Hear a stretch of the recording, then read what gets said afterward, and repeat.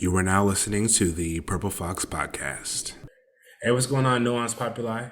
This is your host, Kevin Cieze, reminding you real quick to like and subscribe. Before we get into it, you can find previous content on either Spotify or YouTube. All right, let's get to it.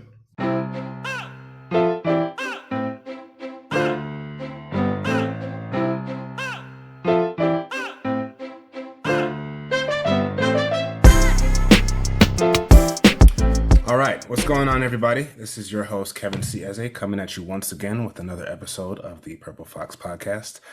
Today, we're going to be talking about power, personal reverence, and financial intimacy. So just to start you off, maintaining a sense of self-reverence and holding a deeper awareness is a challenge when dealing with your finances. Personal finances are an area in which even the most skilled of Zen practitioners can lose their cool, triggering that constant primal reminder that our survival is on the line. It's easy to feel like pulling your hair out when personal debt or bills come knocking on the door of our accounts. It's also natural to want to cultivate the kind of lifestyle that allows for an easy generation of wealth and freedom from financial anxiety. What most people don't know is that it takes practice to develop a capacity to truly hold your finances. It may seem like this idea is a no-brainer, but until you actually place the necessary amount of presence on your accounts, you have no idea what you're actually missing. So today on the pod, we have Stefania Mariaa? Yeah. Stefania Mariaa, to share some wisdom around financial intimacy. Her practice and experience in this field is a down-to-earth approach to personal reverence and empowerment. So Stefania, welcome to the Foxhole. Thank you. I'm excited to be here and have this conversation with you. I know we've had it on the plans for a while. So. Yeah. So just so the audience knows a little bit about Stefania Mariaa, she is a multi-dimensional, not dimensional, that's a whole other thing, multi-disciplinary coach focusing on the world's most sensational topics, power and money. She invites us to consider what happens when we use both as an extension of our reverence for life itself. I love that. So my first question to you is, what inspired this path for you? Yeah, I mean, that's the perfect place to start. So, I didn't grow up with a lot of money. I mean, both my parents worked minimum wage jobs. I grew up on the wrong side of the tracks, like where your area code may determine what job you get kind of thing. And so when I looked around, I got this idea that I needed to work really, really hard to get out of the financial situation I was raised in and to do better for myself and to have access to more. And so I went and checked off all the boxes. I went to business school. I, rubbed elbows with all the upper echelons, and I became one of the youngest CFOs in the startup space at the time. And as I started to mix and mingle with all walks of life, I realized there was this one thing that stood out between those who were actually successful in all areas and those who had money. And what I realized was that there was people who had money, but they had no life. All they had was their career. All they had was their job, working 60 to 80 hours a week, but like their wives were giving them ultimatums. Their kids hated them. Their lives were falling apart. Their health was jeopardized. And then I looked at people who didn't have money. And while they have all the time in the world, they were having the same experience. I was like, well, what's the difference? Well, through a whole onslaught of journeys in my career, I started to pinpoint whose life actually felt healthy. And because at the time I was an accountant and I actually saw the financial implications of it, I started to make the associations. And one of the things that really stood out to me was that the clients that were really respectful of their resources tended to have more of all of it. The ones who respected their money and their time and their energy and their love and their service, there was this extension of like, I'm going to respect these resources that I have in my life to ensure that they're always circulating, they're always in flow, but they're always expanding. It didn't mean that they hoarded their money in fear, but it also meant that they were deliberate about where it went.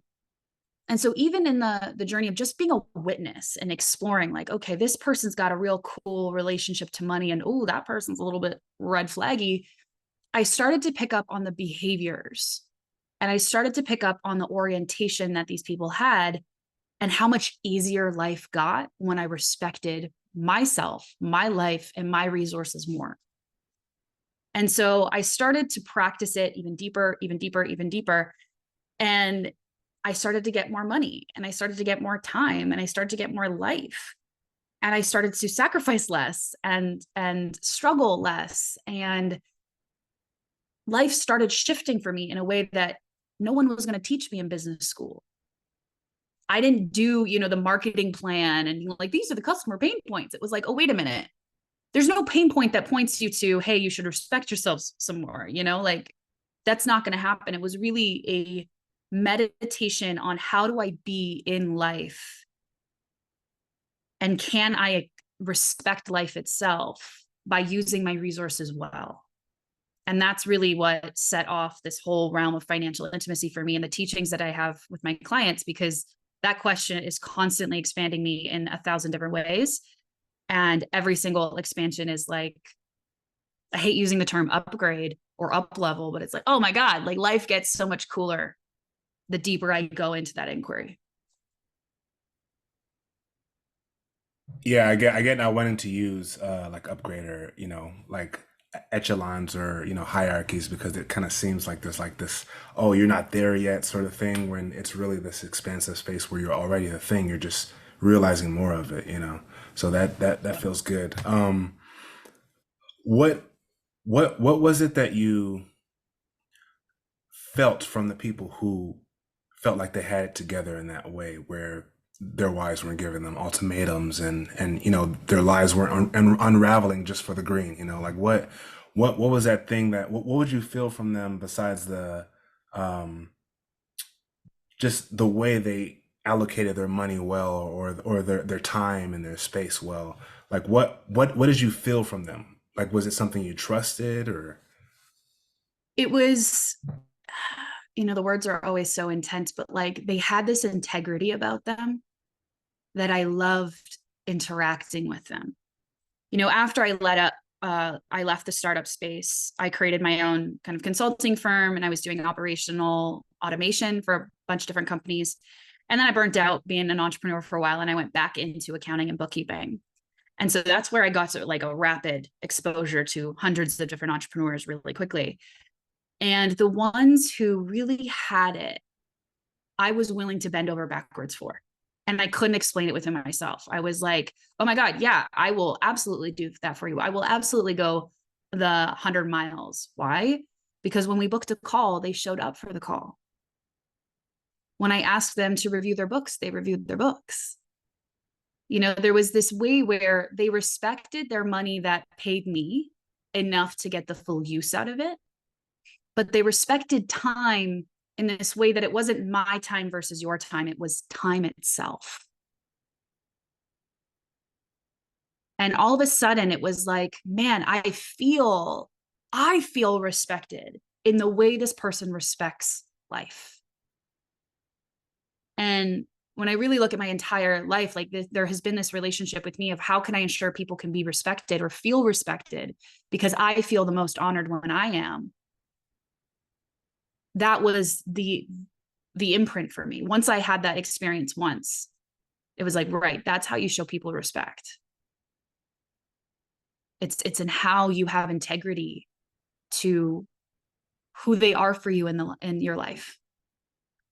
And what was interesting is in the opposite side of that, I would meet these entrepreneurs who like were quite wealthy. Don't get me wrong, had all the money.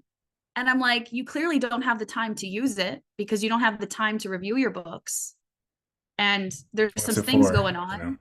Yeah, like what's it for, And what was really interesting is I remember this one time where I'm like, was going through this guy's books, and I was like, dude, you have like thousands of dollars of questionable charges on your credit card. And I get on the phone with him, and he's like, oh, people have just been told me to review the books, but I just haven't looked at them. And I was like, you could have saved yourself like $6,000 had you just taken 5 minutes and just looked at if this was a true charge. I mean, if it was a true charge, it would have been great. It would have been less painful than it is now, because now you have to go, one, cancel your credit card, re-update all your subscriptions, file a fraud claim, like all of this stuff, simply because you weren't paying attention. And your attention would have cost you less had you just been in relationship to your resources way back when. God, that's it's never fun. I've had to do that at least twice in my life, canceling a card and just the process and waiting for the renewal to come and the new card and all the things you can't purchase while it happens. It's like just so the fact that he wasn't paying attention to like thousands of dollars worth of transactions is wild to me. I can't, you know. Well, and that's the thing, right? Is like everyday people, we experience it, right? Like, oh my God, there was like a $5 charge on PayPal. I just didn't think about it. But our $5 might be a millionaire's $1,000, right? You have to look at it almost in terms of percentage. Like, what's their percentage of their annual income that charge really is? And that'll explain to us, like, do we really care? Like, do you really care about every dollar that leaves and enters your bank account? Because most people don't.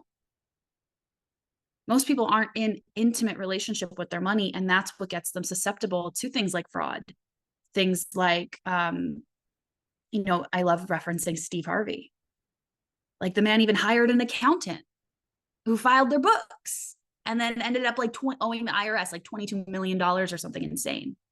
And it was like, yeah, because once you get to a certain level of money, you also think that you can outsource intimacy and give it to somebody else to handle. And then you never have to look at it. And it's like, actually, that's when it gets even more intimate.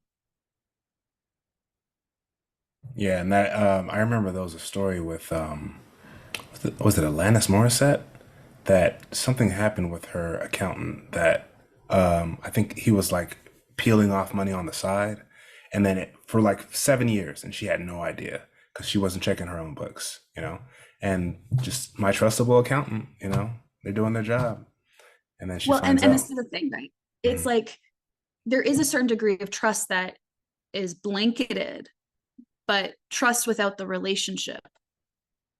And the reason why I call the work that I do financial intimacy is it's best looked at the lens of like an actual relationship. You could be married to somebody and still not have a relationship with them.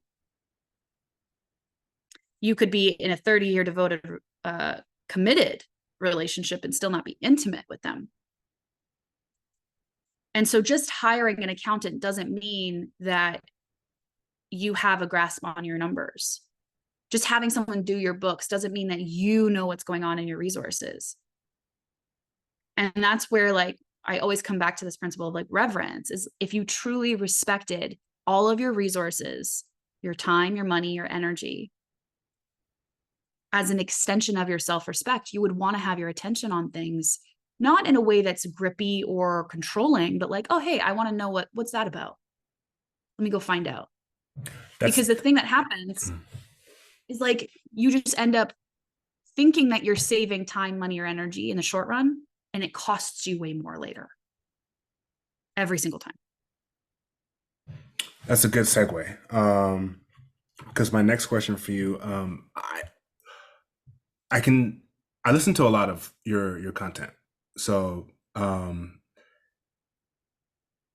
one thing I noticed when I first started listening to your stuff was I can see how it would be very easy for someone to feel as if like putting attention on their accounts with like a certain level of anxiety is the same as that kind of intimacy that you're talking about. And so I'm like, I always wondered to myself, like, how do people you work with shake off that sense of like scarcity and survival?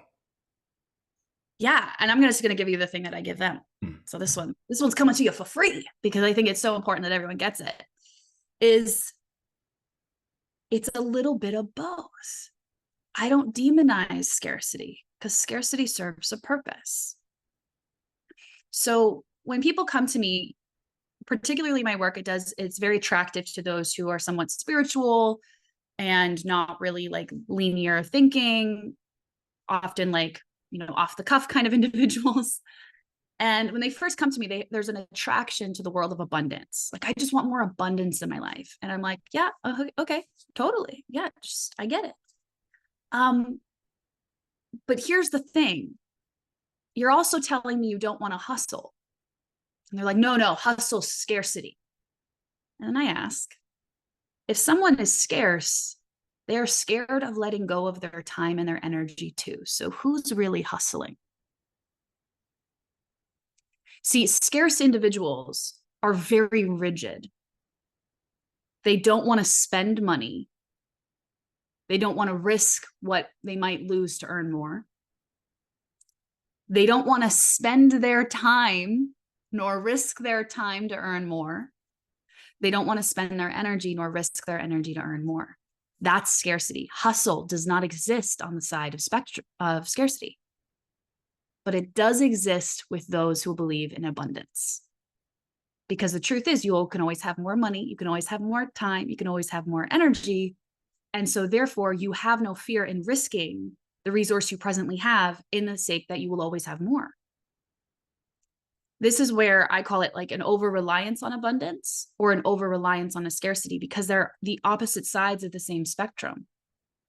You swing from one, you'll swing to the other, right? Someone who's dying to get out of scarcity will hustle their ass out. And then eventually, someone who's hustled for too long, they burn out. Now they're scarce in their energy. They retract all the way to scarcity entirely. So I don't play in either one of those realms because they're both kind of true. I play in the middle place where I look at only what's true about scarcity. Scarcity was just meant to tell you this dollar matters. Yes, you'll always get another one, but this dollar, like, can we put some deliberacy behind it? And then I look at, well, what's true about abundance? Yeah, I can always get another dollar. Like there's literally nothing ever in my way. I can pick up pop cans. I can look in ditches. I mean, I've found $20 bills in ditches before when walking my dog, like I am so aware of how much resources are readily available should I just desire them. There's always an invitation. There's always an invitation. And when that resource comes in, scarcity reminds me to honor it. So that's why when people are like, oh, don't think so scarcely, I'm like, broski. No. And that particular teaching actually came during my time as a financial controller, because I was faced with a very visionary CEO who was very abundance oriented. And every time I would try to bring the financial reality of the company to him, his response was, you're being scarcity focused. I need you to think more abundantly. And I'm like, bruh, we're going to go flat cash broke on August 13th, 2016. On August 13th, 2016, our board stepped in to do a 50% reduction in force because we could not afford payroll. Wow, called it. I called it. And that was one of the like smack in the faces, like there's something off with the approach of abundance. Because at that time, I didn't know. I was this young, early mid-20s, wanted to do better for myself. And I was like, I don't know, man. It's an attractive mindset. Yeah. It's like, yeah. Totally. Yeah. But it's kind of delusional if you're not rooted in reality.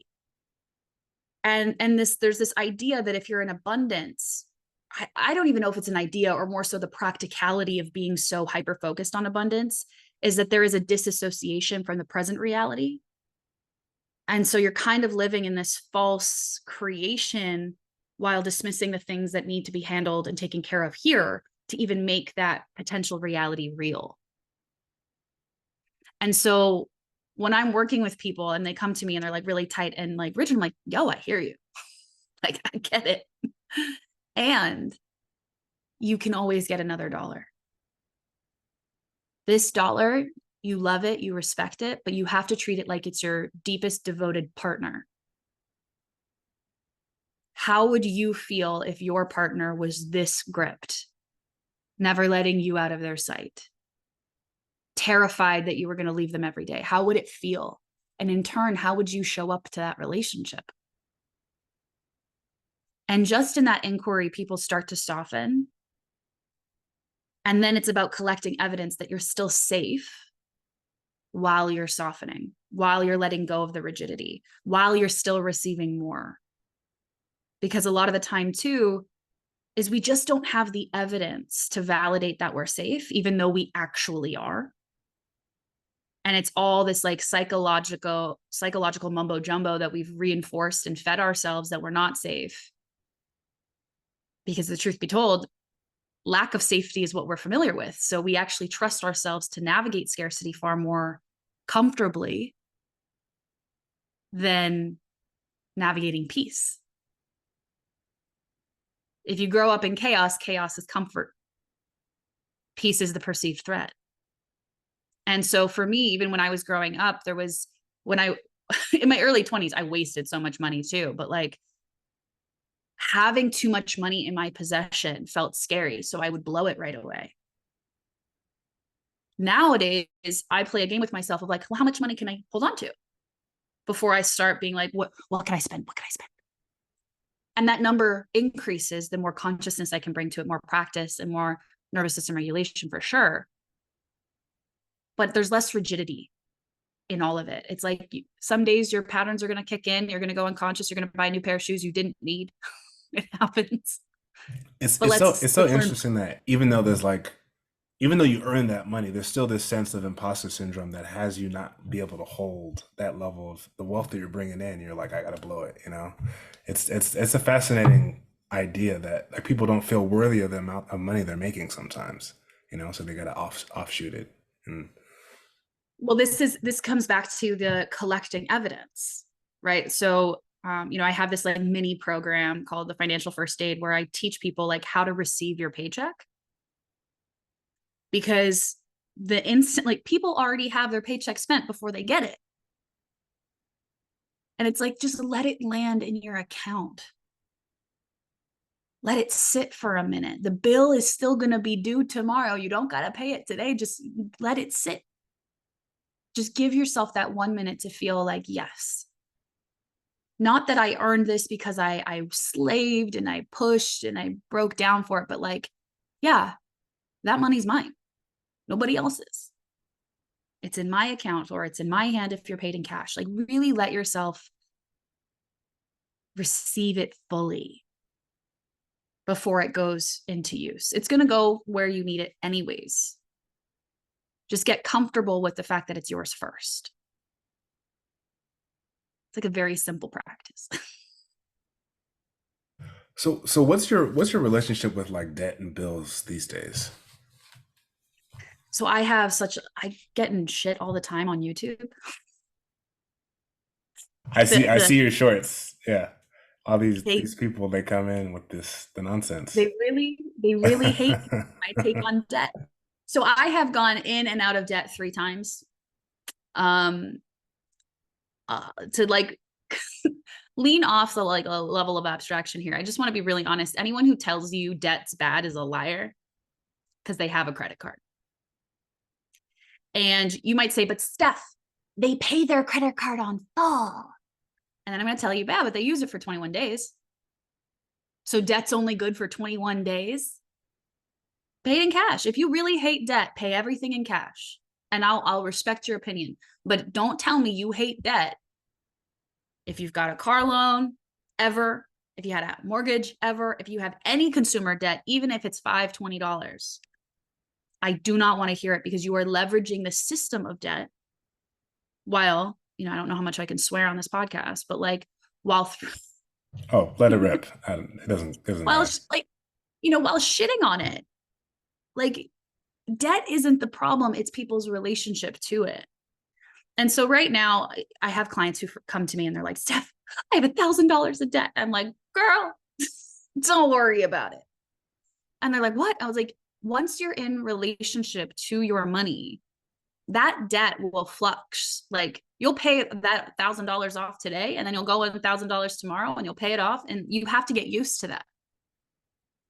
The issue is that people have identified as someone who is bad, wrong, immoral for having debt, instead of being like, right, that's just a part of the game and I need to be a better player of it. And it's wild that a lot of people don't know that because especially in the West, you can't really do much without building credit. And it's not something that's it's taught, but it's not so ingrained that everyone is like, oh, I need to build my credit so that I can get better loans. I can be looked at first for this originated loan. I can, buy this house. I can, and Well, and this is the thing, right? Is like people will look down on debt because they don't understand how to play it well. Like I was teaching an intensive course called Reverent Debt because I was like, y'all are insane about how you orient to debt, but then you freely use it, but you don't want to be responsible for it. Like that's really where people get into trouble. And so I taught them how to look at their debt in terms of how much their monthly use is, because we're using our credit card every month and you have a regular spend that you spend. There's an interest on top of the debt you're holding before your regular monthly activity. And then the debt that's already held. And then all of a sudden, when I had everyone do this like spreadsheet almost, I don't want to use the term spreadsheet because it's not a spreadsheet, it's a document, but like to actually see it, they could see how debt was breathing. It's a living number. And it's going to keep living whether or not you participate in it. I like that idea, breathing debt. I've never Yeah, heard that. Yeah, that's good. Yeah, it's constantly, it's not constantly increasing, but it is going to expand and contract and expand and contract. And if you're using debt in a healthy way, that happens in a shorter time period, right? It's like, oh, I spent $500 on my credit card this week, I pay $500 on Friday. Expands, contracts. And then ideally we have $0 in balance, right? For every dollar we use, we pay back. What happens though is that we've made choices in our teen years, our young adult years, and for most people, that's the debt that they're holding. Like very few people are holding on to the new experience of debt into their 40s. It's 12 grand from when they were 21, and then it just piled up on top of that. The issue I, is, I'm still right now. CP is still building my credit. look at that. Right? Like it was a younger version of us that made a financial decision. Now, the issue happens is because we self-punish about that based on society's narrative, which don't let me wear my tinfoil hat on, but why? But society's given you a narrative that debt is bad. So therefore, oh shit, the 23-year-old me who made this decision thinking that I would be somebody who could pay it back. Oh, I better shit on myself. I better punish myself. I better atone for my financial sins and never get right with it. It becomes a way of like self-flagellation rather than the thing that I always come back to is if you're going to be reverent, you have to be responsible. And responsible is not about fault and it's not about punishment. It's about your ability to respond. You have debt. That's a reality. I've got debt. That's a reality. In fact, I'm going to give you an explicit example. I have a mortgage. The mortgage isn't very much. It's on a house that doesn't even have running water. Like it's just a small little property, And I was looking at it. My mortgages come for renewal in 2025. And my mortgage rate was like 1.9%, which was insane at the time. And I'm like, oh, okay. So in 2 years, it's going to come due again. I'm going to have to renew. That's going to jump up a fair bit. Like COVID rates are not going to happen again. And so I was like, okay, that's my reality. That is the reality I'm in. I can't fight it. Nobody else can fight it. No one can save me from it. I can attempt to save myself from it, but I would have to hustle, pump, stress myself up to come up with all the cash to pay off that mortgage. And I was like, that doesn't really feel respectful. How can I have reverence for my life with this reality? Because this reality is a part of my life. How do I respect it all? And so I was sitting with it. I was like, you know what? I know I'm allowed to spend additional $6,000 per year on paying down my principal. And so I contacted my financial advisor and I was like, hey, can we just make my month or my biweekly payment a little bit more every month? I think not by a lot, but like a little bit so my nervous system can acclimate and just like adjust. And she goes, yeah, no problem. And now I'm already in a process of like paying down my principal much faster in a very subtle way that doesn't abuse my energy levels because I'm not hustling my business. I'm not abusing my time because I'm trying to find like all the strategies and loopholes and spending eternity on YouTube trying to figure out some way to get out of my situation. And I'm not abusing my money either because honestly, putting money back into a loan that's at 1.9% when I could put it towards a credit card that's at 22% is just a better decision. And so a lot of our relationship to debt is we're constantly outsourcing and looking outwards. When we come back down to it, it's what's my reality? How can I respect it? Because if I am respecting it, I'm simultaneously responsible for it. That's why people avoid their bank statements, because as soon as you see it, you'll acknowledge it, and it'll be really hard to not be responsible for it. So instead, people opt to punish themselves and then wonder why they feel powerless.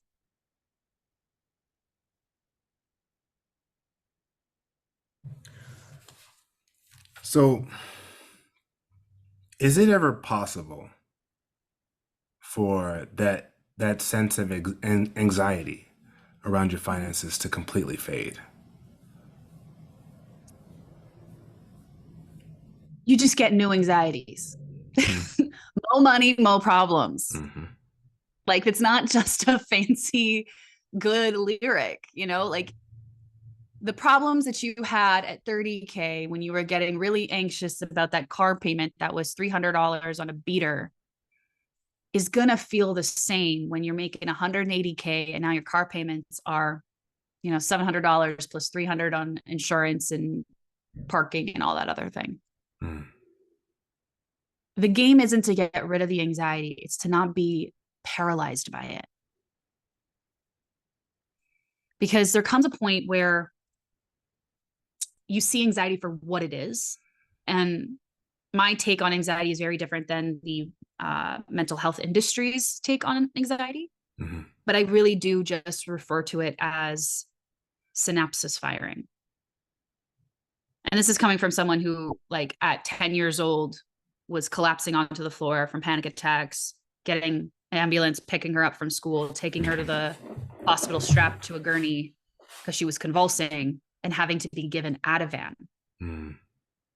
Like, so people can be like, you don't understand, Steph. I have anxiety. Yeah, I hear you. But once I stopped relating to it as this thing that had power over me, mm-hmm. but actually my power, I began to not fear it so much. Like, oh, my heart rate's going up right now. Oh, my jaw's clenching. My hands are getting sweaty. And what's beautiful about actually acknowledging the fact of what you're feeling is you'll start to see how the primal body is actually the one responding to a perceived threat, not a real threat, a perceived threat. Humans have a really awful time assessing threats because our modern world was not designed for the primal body. Right. So we can sit here and be like, okay, well, let me medicate or meditate my anxiety away, or we can rewire our interpretation of what's happening so that that energy can be better utilized. Because if you're sitting here in fear, you can't be strategic. And if you can't access strategy, you have no ability to make good financial sound decisions for yourself.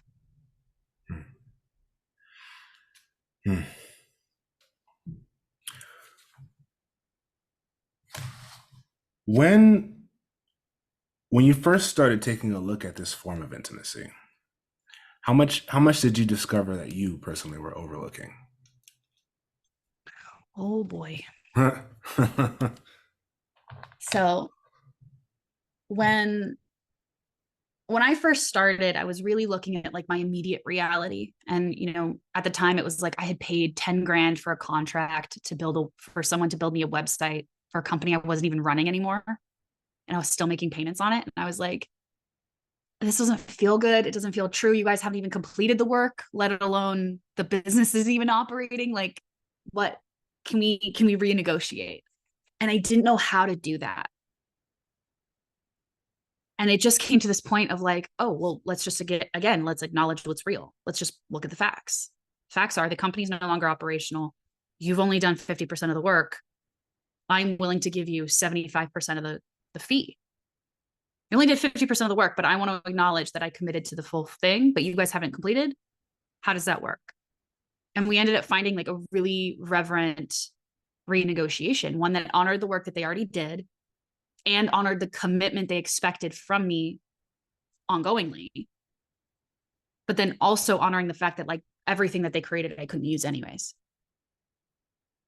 And so that was really cool. And I was like, okay, that's great. But then as my practice went along, the pandemic was around. I moved back to my hometown.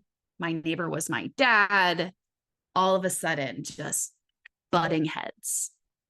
And the only thing my family has ever fought about my entire life is our views on money.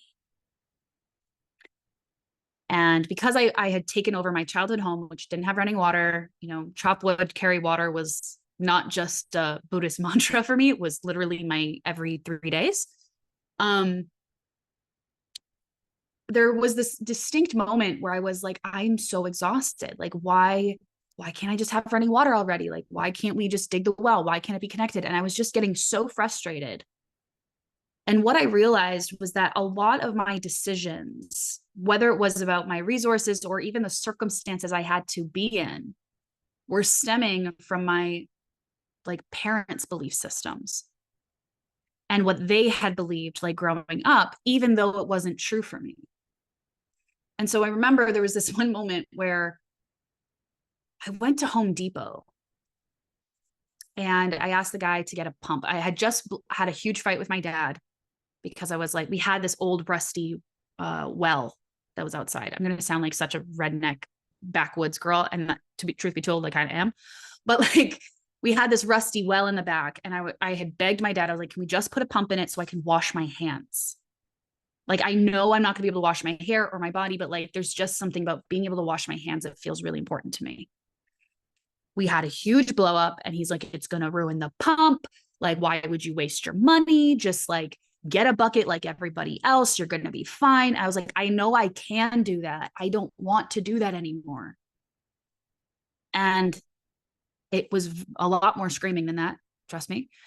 But eventually he's like, fine. And he's like, go get the pump. So I went into Home Depot already having like navigated this tumultuous argument with my dad. And I'm like, I'm a full grown ass adult. Like, why am I fighting with my dad about money?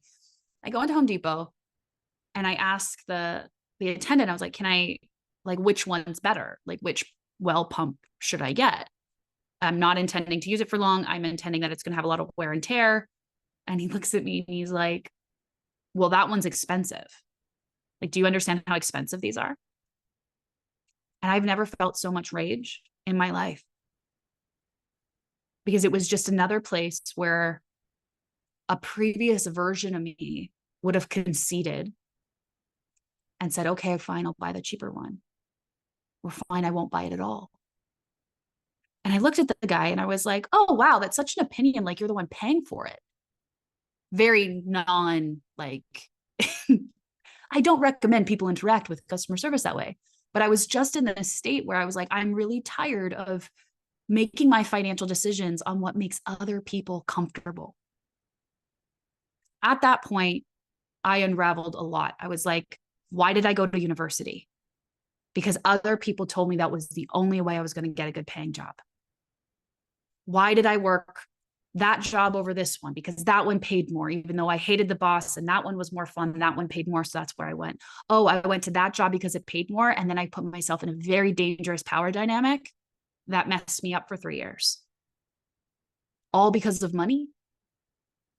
All of a sudden, I started realizing that while I was becoming more financially intimate, I was also uncovering these really deep wounds of desperation for money, and how the desperation for money is actually what had me choose these really painful experiences, life paths, engagements. Like, normal people don't choose to live without running water to save a couple bucks. I could have just rented a place back in my hometown. I could have done that. I could have found a place. I could have even lived with my dad. But like, I chose the hardest path. And so I didn't think that like becoming more reverent of my money meant that I would unlock all of these doors of where I was still people pleasing with my resources, where I was still not sovereign with my resources, where my life was still the byproduct of what the world told me, what my family told me, what like teachers had told me, even if intuitively, instinctually, even at the base of my being, they never really landed as something that was true for me. How much of me I was willing to give away to fit their story.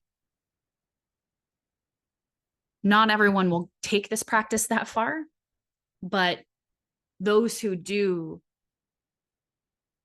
find more freedom.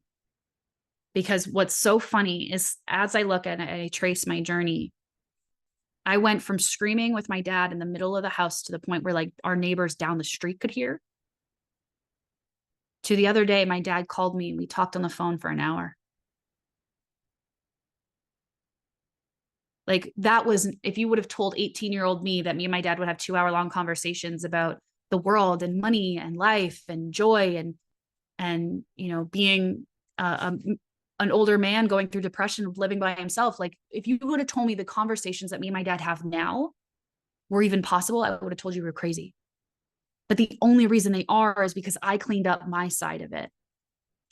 And I, in the process of me becoming more financially intimate, my dad shifted his relationship to money.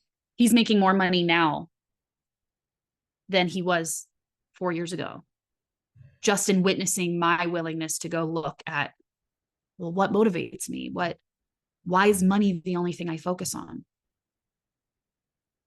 That feels Hopefully good. that answered your question. No, yeah, that's you actually knocked out two questions with that one.